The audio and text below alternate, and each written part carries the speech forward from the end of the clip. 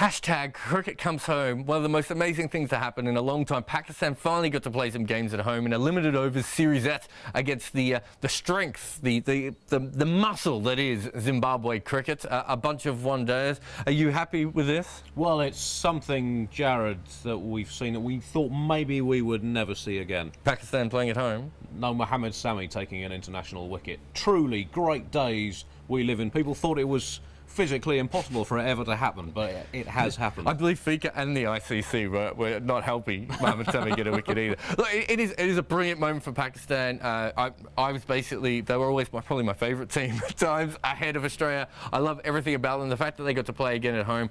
I'd prefer, perhaps, if they were going to play again at home, for a slightly different team. Maybe not Prosper Sayers, slow crawlers, as someone called them on Twitter, or Elton Chigumbura finally after a million ODIs making 100. But it doesn't really matter that this is a kind of weird little series. What matters is that finally they are playing at home. So far nothing's gone wrong. Edit time, we might need to change that line. But right at the moment, nothing has happened. Everyone is happy, and Pakistani fans just look so excited. They were cheering Elton Chigumbura's name. Well, he must have dreamed of that his entire life. Yeah, I mean, Pakistan have always been, one of the most exciting things in cricket. Generally, their batting lineup recently has probably not lived up to that tradition. I mean, you don't generally sort of queue round the block. Magic Misbah. Well, Misbah has his virtues, but he's not necessarily going to put 10,000 on the gate. He's not box office. But he's a very admirable cricketer, clearly. But for me, international cricket, Pakistan is like the cheese in a cheese sandwich. Okay. Without it, it's just not as good. But it's not really a cheese sandwich anymore. But the point essentially does stand. That's probably the nicest thing anyone's ever said about Pakistan cricket. I mean, that's the kind of poetry that we're looking for here. They have come back to international cricket. They have put the cheese in our international sandwich.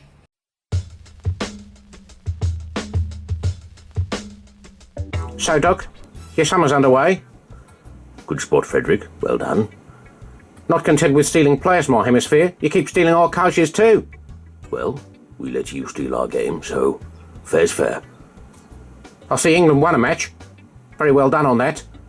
I would thank you, Frederick, if I thought you meant it. Pretty good win, though. If you as an Australian can remember what winning a match in England looks like. Or, in particular, winning a match at Lord's. When did you last do that? 10 years ago, I'll tell you when. 10 years ago. When did we last do it? Monday. Here we're absolutely quaking in our bootstock at the prospect of possibly not winning 5-0.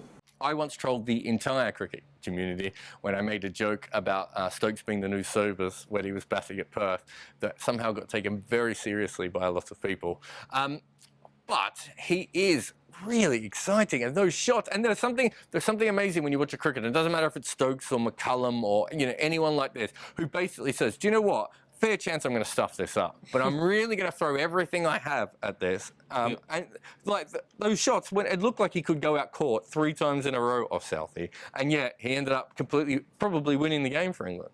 Yeah, well, in both innings really, and with his bowling at the end. I mean, the Botham words has been bandied around quite considerably. I've not checked the photos on Stokes' Twitter feed to see how much he's living up to that name, but it was absolutely thrilling. And he is a fascinating and quite charismatic cricketer. And did you see the one where he flung the ball back over his head at the stumps, and then he did like a backflip to get up off the ground? And I just thought, we've all done that. Cookie hasn't.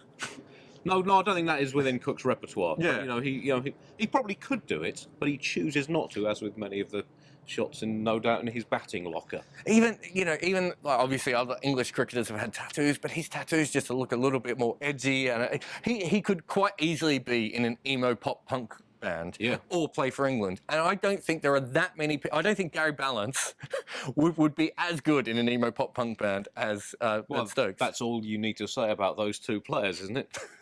I mean, in terms of England tattoos, I mean, it goes back a long way. Didn't Stanley Jackson have a tattoo of Queen Victoria riding a donkey?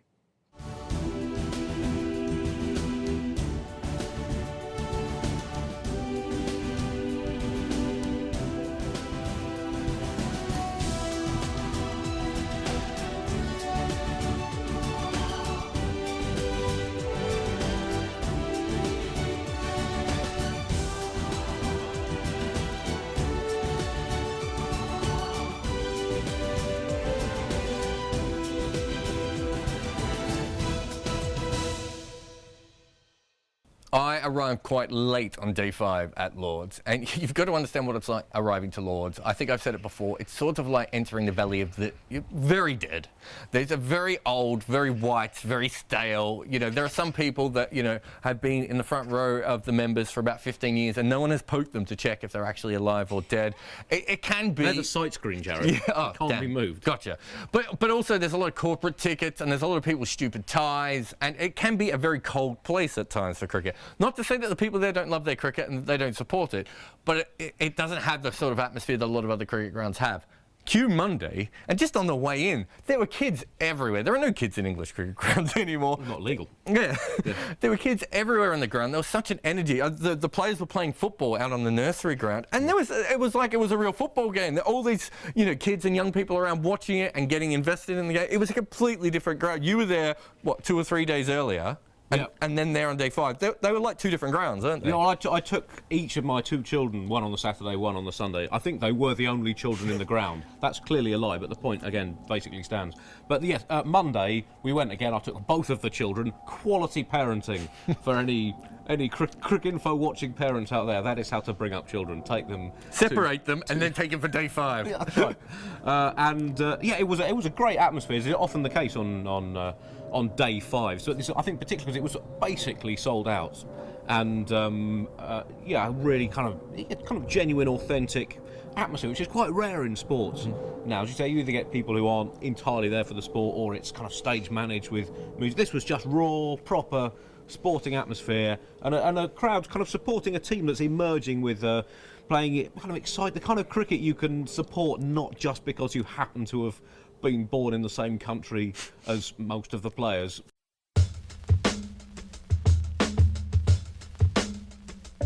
Well, tell me, Frederick, since the last Ashes, which I admit you may have slightly won, in the Test bowling averages out of bowlers with more than 15 wickets, how many Englishmen and how many Australians are in the top 25? Take your time. I'll give you a clue. One team has 5, one team has 2. Time's up! England 5, you lot 2. Averages, schmaverages, I bet we're doing okay in the batting. Okay, top 25 since that slightly one-sided Ashes you keep banging on about. 6 Test minimum, how many baggy greens, how many not baggy blues? Time's up! England 4, Australia 2. All I heard there was 5-0. And besides, how many World Cups have you won in that time? And how many series away in South Africa? None. But we haven't played in either of those things. Not really, anyway. Well, all I would say to you is, Mitchell, look, I hadn't even finished the name and I already felt you shiver.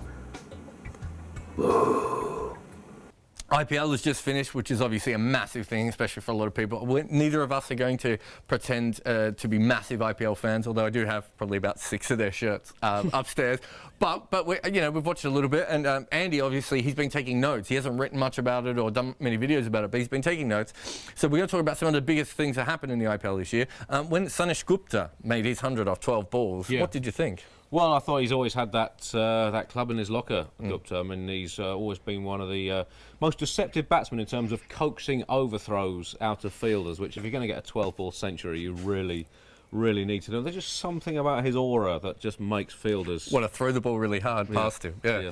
Were you surprised that Harsha Bhogle took the new ball for the Pune Warriors? Well, I think it's, the IPL is breaking new ground in cricket, and it's as much about celebrity as the actual sport. And Harsha Bhogle is, he's probably the world's greatest living human being for me. So it's not only right that he should open the bowling as often as possible in as many cricket matches as he can. Yeah. And were massively surprised that Srinivasan won the final, despite the fact that he hadn't actually entered. He wasn't in the tournament himself, but he still managed to win the final ahead of Mumbai and Chennai. Well, that's what the IPL is all about, is the personal triumph of Mr. Srinivasan. And the fact that he cloned 11 of himself. Yeah. You've got to respect that, don't you? Using his genes mixed with the genes of Sir Garfield Sobers to create the perfect... Old Sobers, not new Sobers. Old Sobers. Well, the genes don't change. Just his body probably isn't quite as athletic as it was in the 1960s. But the perfect IPL cricket team. 11 Srinivasans with the DNA of Garfield Sobers. That is where cricket is heading.